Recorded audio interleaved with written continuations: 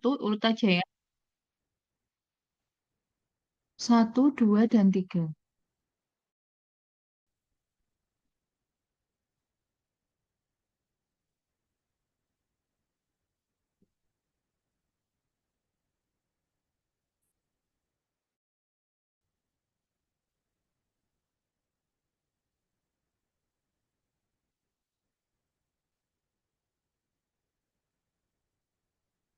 Urutan presentasi, satu, dua, dan tiga. Baik, Bu Ratna, sebentar. Baik, Bu. Ya, teman-teman mungkin bisa dikabari supaya bisa segera join ya.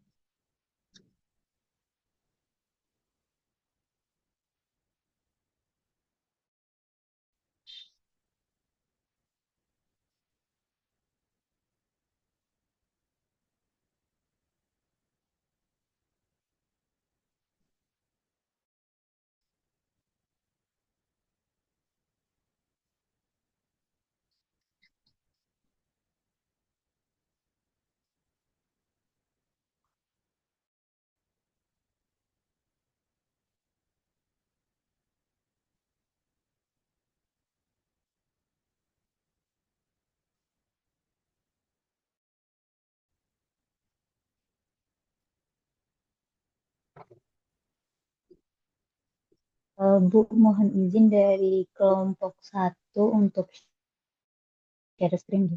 Iya, silakan.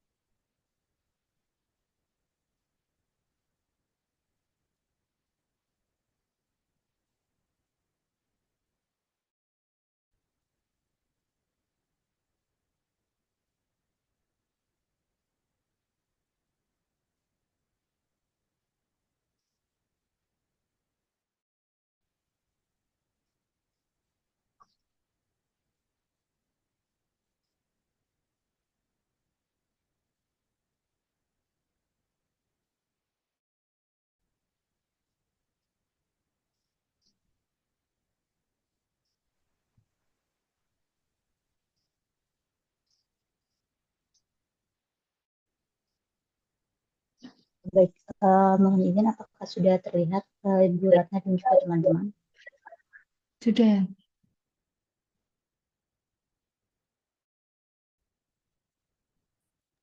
Baik, mohon izin di sini saya Dewi mewakili teman-teman dari kelompok satu. Ada Mbak Nadira, Mbak Farah, Mbak Anissa Nila, Mbak Hanin, dan juga Mbak Unsya. Di sini kami akan menyampaikan terkait upaya pencegahan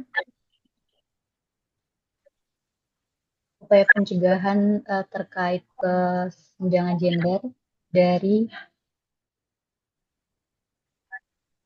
dari Dinas PUPR yang dari dinas ini sendiri memiliki 4 indikator untuk mengidentifikasi isu gender, di mana eh, ada 3 indikator yang termasuk ke dalam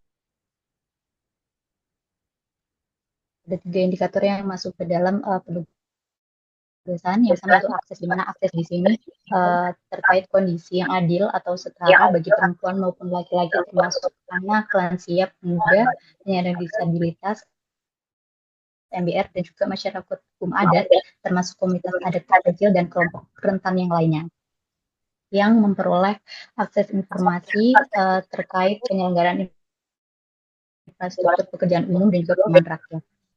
Untuk kontrol sendiri, situasi yang adil atau setara bagi perempuan dan juga laki-laki, termasuk anak-anak, pemuda, lansia, penyandang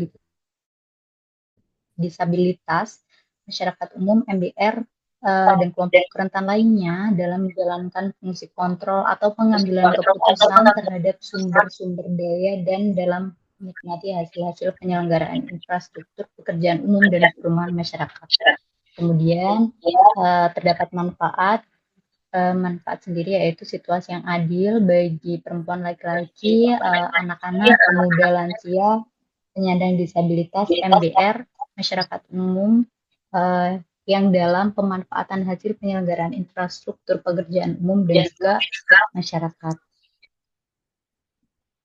Kemudian untuk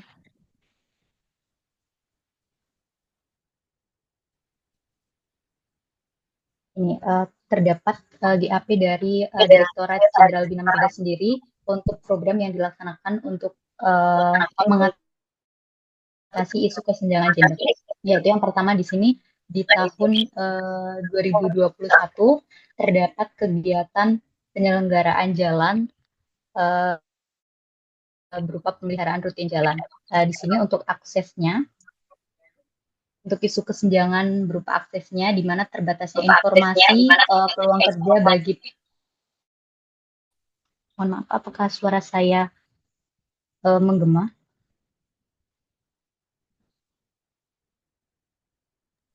Izin Bu Ratna, saya bisukan terlebih dahulu Bu, karena menggema. Mohon izin saya lanjutkan ya Bu. Iya, bisa dilanjutkan. Makasih Mbak. Untuk yang pertama, dari isu kesenjangan berupa aksesnya, yaitu terbatasnya informasi tentang peluang kerja bagi kelompok marginal, yaitu kelompok perempuan, lansia, dan juga MBR dalam pelaksanaan reservasi rutin dan jalan. Kemudian dalam manfaatnya, yaitu di sini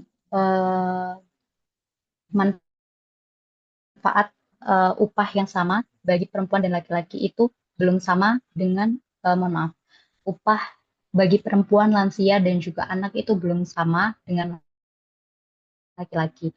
Sehingga di sini rencana aksi yang dilakukan untuk mengatasi kesenjangan tersebut oleh Direktorat Jenderal Bina Marga, yaitu yang pertama melakukan sosialisasi untuk memberikan pemahaman kepada masyarakat tentang kegiatan padat karya, yang dimana kegiatan padat karya ini dapat dilakukan oleh segala kelompok, mulai dari perempuan, laki-laki, disabilitas, lansia, dan kelompok umum adat lainnya.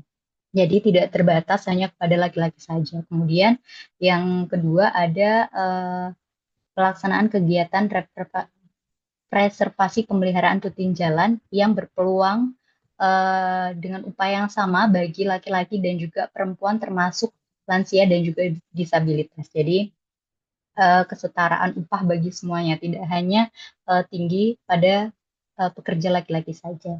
Itu untuk program yang pertama di tahun 2021 oleh Direktorat Jenderal Bina Marga. Kemudian program yang kedua yaitu pemeliharaan rutin jembatan, di mana di sini ada 3 faktor atau 3 indikator tersebut yang termasuk.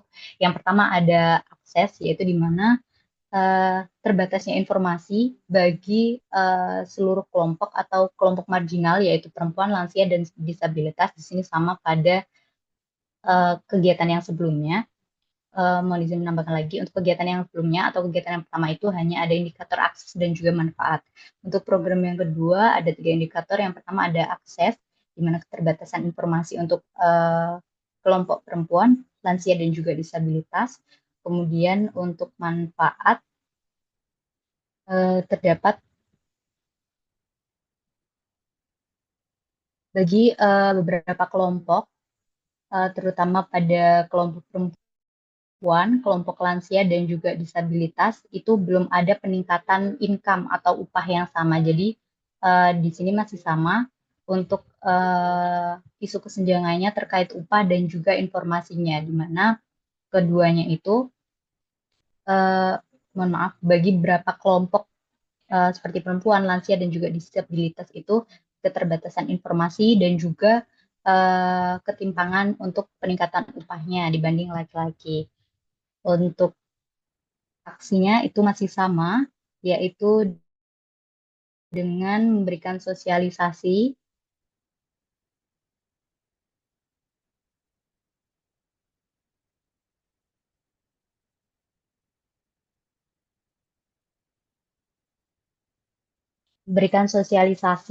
terkait kegiatan padat karya yang telah dilakukan oleh masyarakat lokal. Jadi masyarakat lokal boleh ikut gabung dalam mendukung kegiatan padat karya ini dengan melakukan kegiatan pemeliharaan rutin jembatan. Dan dalam pelaksanaannya, dinas ataupun Direktorat Jenderal Bina Marga ini memberikan upaya yang sama antara laki-laki dan juga perempuan.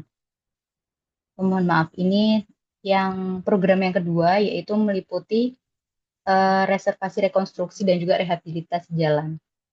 Di mana yang pertama, untuk akses masih sama, terbatasnya informasi masyarakat untuk kelompok marginal, perempuan, lansia, dan juga disabilitas. Kemudian untuk kontrolnya, di mana rendahnya tingkat keberanian kelompok perempuan, lansia, dan juga masyarakat berpenghasilan rendah ataupun disabilitas untuk mengajukan diri terlibat langsung dalam pelaksanaan kegiatan preservasi rekonstruksi rehabilitasi jalan ini.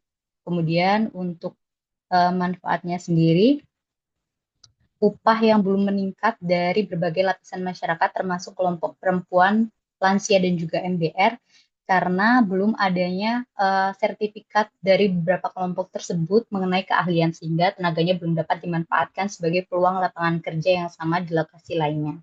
Jadi untuk manfaat pada program ini karena keterbatasan atau tidak memilikinya sertifikat untuk keahliannya, jadi masih belum dapat bergabung untuk pelaksanaan program Oke, tersebut. baik. Terima kasih, Dewi. Mungkin cukup sekian dulu ya, nanti karena ada masih dua kelompok lagi yang presentasi. Bu. Tapi dari tadi yang disampaikan Ibu. sudah ada gambaran bahwa ada beberapa hal yang sudah dilakukan oleh Kementerian PUPR ini untuk menghilangkan begitu ya adanya kesenjangan gender antara laki-laki dengan perempuan baik dari sisi informasi atau akses tadi, kemudian juga manfaat terutama dari akses ini kan penyelenggaraan rekrutmen seperti itu antara tenaga kerja yang perempuan dengan laki-laki memang diakui kan tidak seimbang ya. Mungkin pekerjaan lapangan seperti ini memang lebih banyak didominasi oleh laki-laki kebutuhannya. Kemudian apa namanya? Untuk manfaat tadi juga sempat disinggung bahwa seperti kegiatan pemeliharaan rutin jembatan. Nah, ini ada kelemahan di mana tidak semua kelompok atau kurang ya bagi kelompok-kelompok marginal seperti itu belum bisa merasakan manfaat dari pemeliharaan rutin jembatan yang ada. Yang dimaksud di sini mungkin adalah pemeliharaan jembatan mungkin yang daerah-daerah yang pelosok, kemudian daerah yang sulit diakses, sehingga kalau misalnya ada jembatan yang jebol atau tanggul yang jebol itu seharusnya bisa segera ditangani, tapi belum juga ditangani padahal itu tempatnya sudah di desa, terpencil, kemudian terluar pula, terbelakang pula, akses putus. Nah, ini menyebabkan masyarakat semakin terisolasi. Nah, contohnya seperti itu. Nah, padahal kalau di kota ya begitu ada apa namanya masalah atau gangguan dan lain sebagainya itu segera diperbaiki. Nah, semua segera cepat, tapi kalau di daerah mungkin belum tentu secepat itu. Ini artinya yang dimaksud dalam GPS itu dimaksud bahwa manfaatnya itu belum bisa dirasakan oleh semua orang. Saya rasa itu adalah untuk konteks yang seperti itu. Jadi ini terlihat ya bahwa dari segi apa namanya sumber daya manusia, dia mengakui juga masih terdapat banyak kesenjangan antara laki-laki dan perempuan yang di sana. Upah juga demikian, kemudian untuk manfaat juga demikian. Oke, terima kasih. Saya rasa sudah bisa dilihat tadi bentuk GPS-nya untuk Kementerian PUPR. Saya lanjutkan ya presentasi dari kelompok 2. Kelautan dan Kehutanan ya. Silakan untuk kelompok 2 bisa paparan.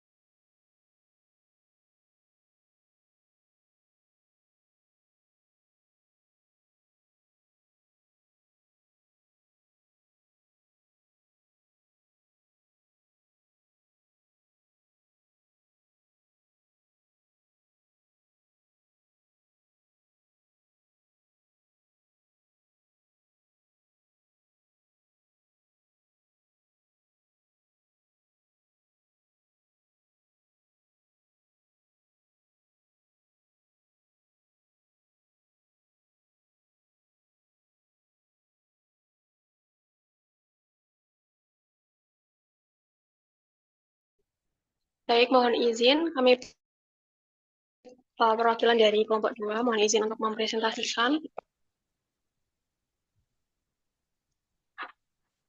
Untuk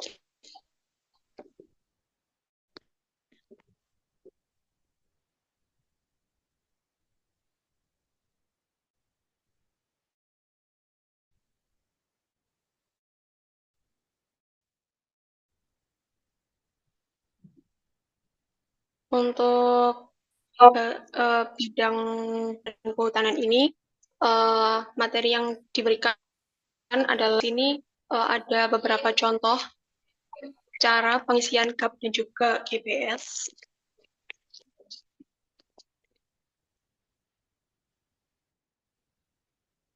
Nah, di sini contoh yang diberikan adalah yang pertama program yang akan dilaksanakan berupa peningkatan fungsi dan daya dukung DAS berbasis pemberdayaan masyarakat, dan kegiatannya berupa perencanaan dan penyelenggaraan RHL, pengembangan kelembagaan, dan evaluasi DAS.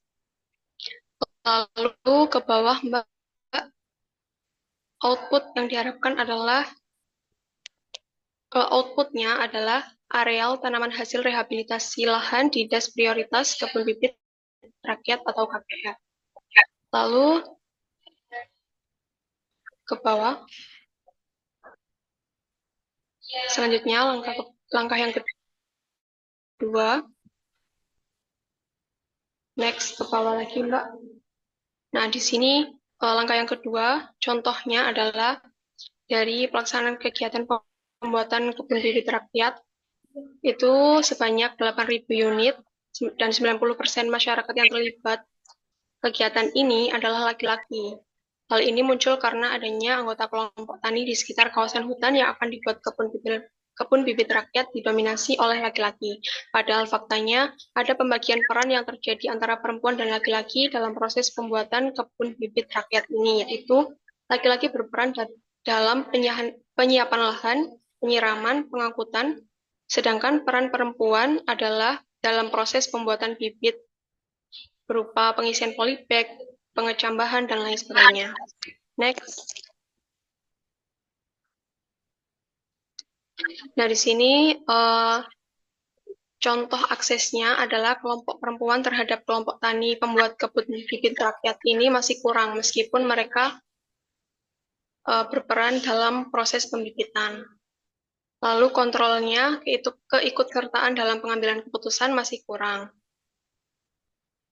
Next, ke bawah lagi, Mbak. partisipasi pada program ini itu lebih banyak didominasi oleh laki-laki yaitu 90%, sedangkan perempuan hanya 10%.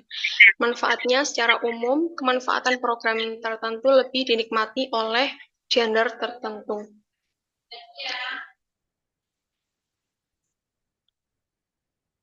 Lalu langkah keempat, di sini contohnya pemahaman mengenai PUG belum optimal di tingkat pengambilan kebijakan.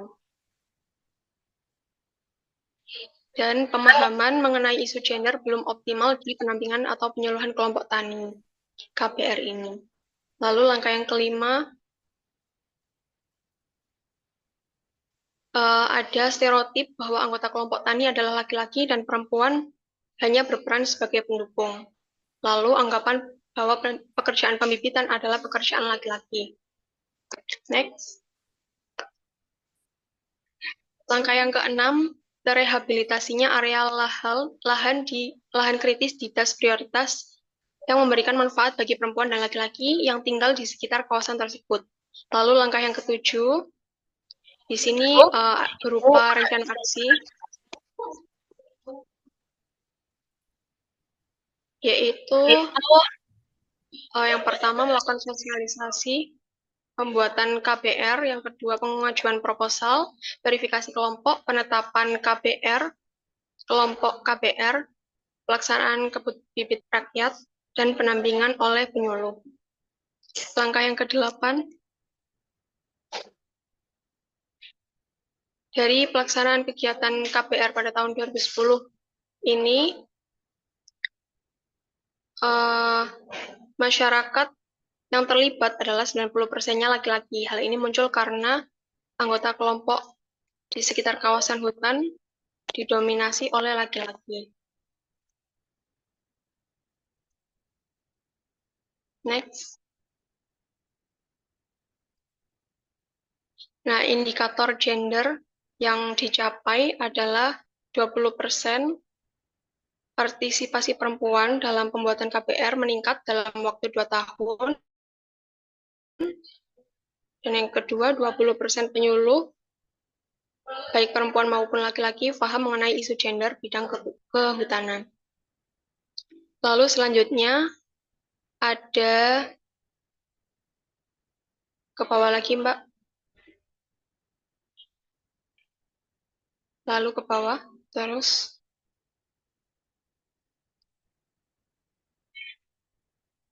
Next, ke bawah lagi. Lagi ke bawah.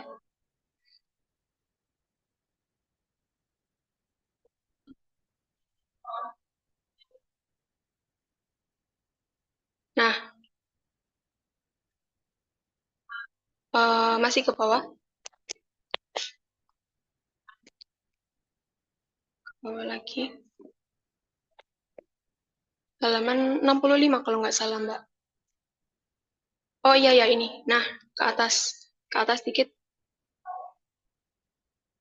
Nah, ini. Nah, di sini diuraikan ke atas sedikit, Mbak. Diuraikan penyusunan JPS dari Kementerian Lingkungan Hidup dan Kehutanan. Di sini programnya adalah peningkatan fungsi dan daya dukung DAS berbasis pemberdayaan masyarakat. Kegiatannya berupa perencanaan, penyelenggaraan rehabilitasi hutan dan lahan, pengembangan kelembagaan, dan evaluasi DAS. Output kegiatan areal tanaman hasil rehabilitasi hutan dan lahan kebun bibit rakyat. Tujuan terrehabilitasinya area lahan kritis di DAS prioritas pembuatan kebun bibit rakyat dengan melibatkan perempuan dan laki-laki secara proporsional. Selanjutnya,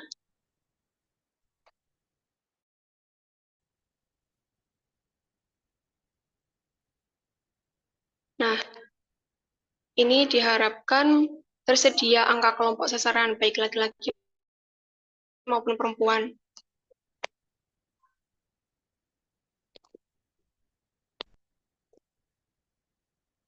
Rencana aksi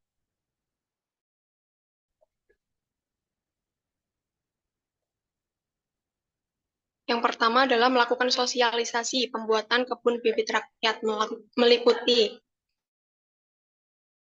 pengajuan proposal, verifikasi kelompok, dan penetapan kelompok kebun bibit rakyat, yang bertujuan untuk memastikan kepesertaan perempuan dan laki-laki dapat berperan serta aktif secara seimbang dalam kegiatan ini. Aksi yang kedua adalah pembuatan kebun bibit rakyat,